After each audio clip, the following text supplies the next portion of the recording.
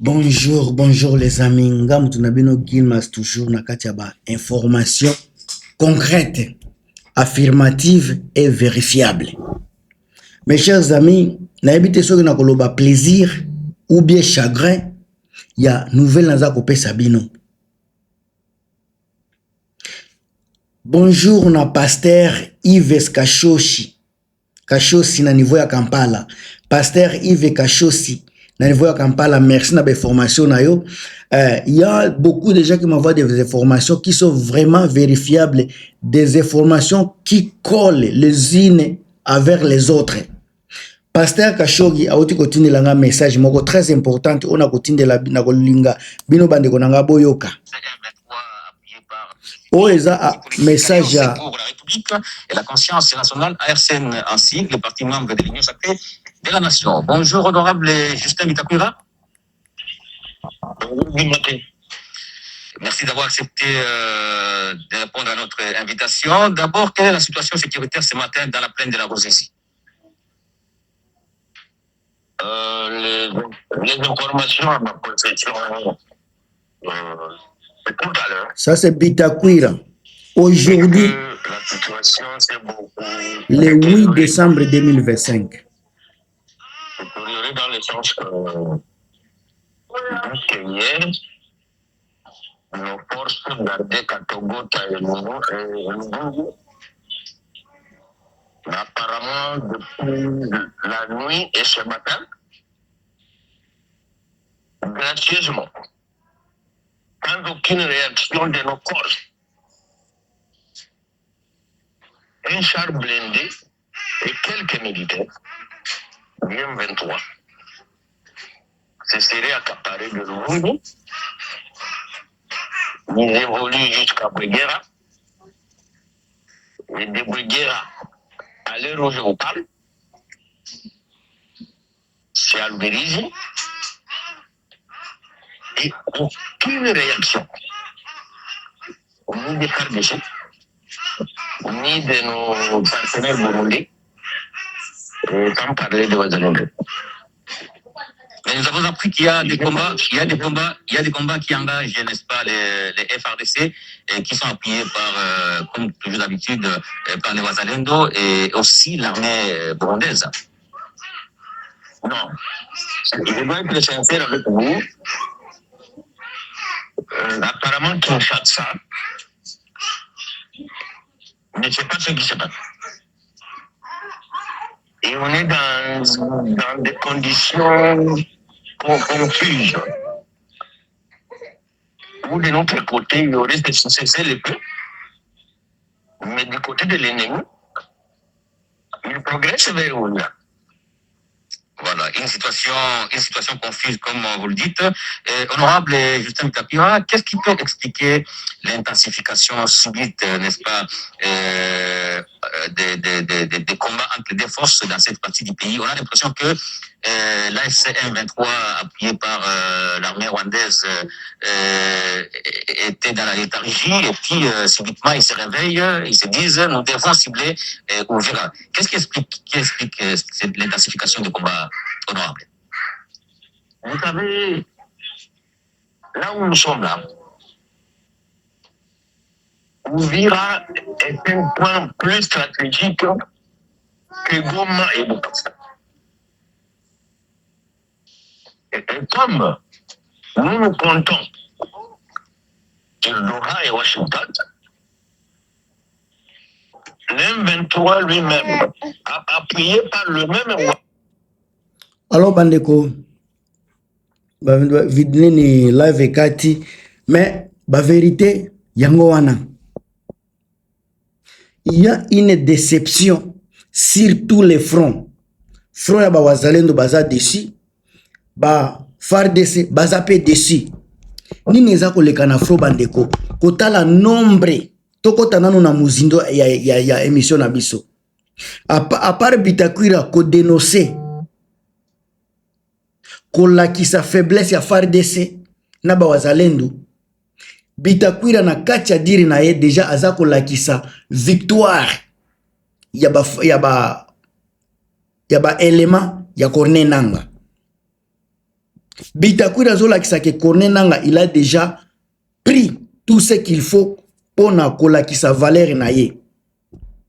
Azola qui sa yemo kwa za kolobake, soki bazuika ka Uvira katange kokoya na pete. Bande konangai otoza koloba gouvernement Tshisekedi na ba militaire na ye bazana audace ya koya ko démentir ba réalité ya terrain. Balobi bazuika manyola te, bazuika togota te, bazui vubu te, mais tozomona ba M23 baza ko sala meeting na kacha ba province ya ba ville wana, na kacha ba cité wana. Mais bango bozoloba M23 bazui yango te. Comment expliquer que même armée ya Congo bakomi na lukuta ndenge moko na ba IDPS? Également élément ya mibale kotala nombre ba militaire o bakangi. Nombre otoyebi ya ba FARDC baza plus de 100 000, baza kokende na 180 000 éléments ya FARDC. Imaginez-vous armée à 180 000. Ba M23 baza à peu près 30 000. Mais 30 000 wana boyoki Bitakwira yemoka lobi. Char de combat moko na quelques militaires ya Corneille Nanga baza ko intimider ba ville. Char moko eza ko récupérer ville, eza ko récupérer ba cité. Char moko na ba quelques éléments. Cela veut dire automatiquement oyo aza député, azalaki ministre, aza ko travailler na gouvernement Tshisekedi.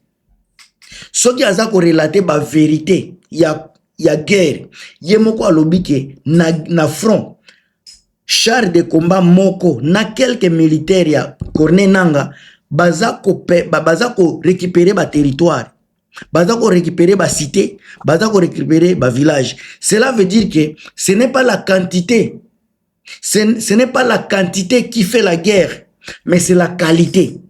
Donc na minute oyo nga na yoki na makambo Bitakwira, la quantité oyo baza ko pesa ou baza ko tinda na guerre baza na makasité par rapport à qualité oyo Nanga za kotinda na front. Nanga za kotinda la qualité, mais Tshisekedi za kotinda quantité. Quantité soki boza na matériel été. Quantité soki boza na matériel été, boko leka jamais qualité oyo baza na précision, bayebi musala, et puis baza na ba armement armement moko moderne. C'est impossible bokende ko beta batuana. Nazolo bango toujours une fois. Tant bozo mona ba FARDC baza ko se replier. Baza ko se replier. Tshisekedi aza ko chanja ka ba chef ya ba commandement. Aza ko changer ba chef ya ba opération militaire. Mais aussi mbate. Bande ko ba chef wana baza na problème été. C'est Tshisekedi qui est le problème. Soki bango bazala ki problème. Ndetango aza ko changer tozo zwa solution. Soki batuana ba commando baza ko changer chaque jour. Soki bango bazala ki problème na ndenga za ko changer ka bango ndeto zwa solution. Soki solution zo zwa mate, c'est parce que ce n'est bango baza problème té. Problème eza commandement suprême. Le chef suprême Tshisekedi, c'est lui le problème. Lelo nous allons comme koloba FARDC mutaza ko kotisa M23. Bandeko boko bunda na marque na bino biso toza kotala bino boko sala ba accusation boko luka ba bouc émissaire. Bandeko ndenge Tshisekedi luka ba bouc émissaire ko lakisa ke ye aza bien batu nyos nde baza mabe. Lelo muzalendo pe akomi koloba ye aza bien FARDC nde aza mabe. Boko bunda entre bino, boko swana entre bino, mais une chose est vraie, la seule personne qui amène la paix, qui amène la sécurité, qui amène l'espoir au peuple congolais, ce n'est pas Tshisekedi, c'est Corneille Nanga Nabatunaye. Le seul groupe, la révolution, c'est le seul mouvement qui amène aux Congolais l'espoir, la paix et la sécurité. Tshisekedi vous a donné le temps. Vous aviez échoué. Le peuple vous a donné confiance, mais vous avez déçu la population. Aujourd'hui, c'est le temps de la révolution. C'est le temps du changement. Vous aviez volé, Tshisekedi. Tu as pillé, tu as détourné, tu as arrêté les gens. Aujourd'hui, les gens n'ont pas besoin de cela, les gens ont besoin de changement. Alors, quand on parle du changement, on ne voit que Corneille Nangaa et ses alliés. On ne voit que Corneille Nangaa. Tant que bozoloba, makambu ya brassage. Ndenge ba elema ya Nangaa baza ko zoaba, baza ko récupérer bamboka. Batu oyo baza ko zoa bango. Bafarde so baza ko désarmer, baza ko désister, baza ko kuya kokota na maboko ya ba elema ya Corneille Nangaa. Corneille Nangaa aza ko sala réédition na bango, aza ko brasser bango, aza ko mixer bango na kati ya armée na ye.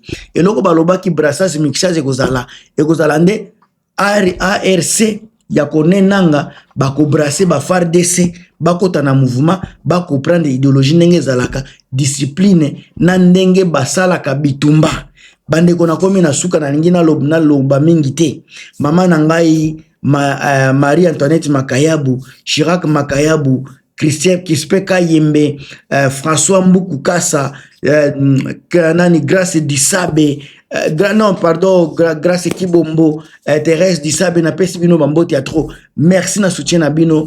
Merci Kozalawana. On est ensemble, bandeko na ngai, beau partager, beau commenter. On est toujours dans la bonne voie. Et puis tant que tu as soutenir changement, je pense que tu as na bon côté, il y a histoire. Lobby histoire ko pesa biso raison na makambo toza ko sala. Vive la révolution, vive Corneille Nangaa. On est ensemble.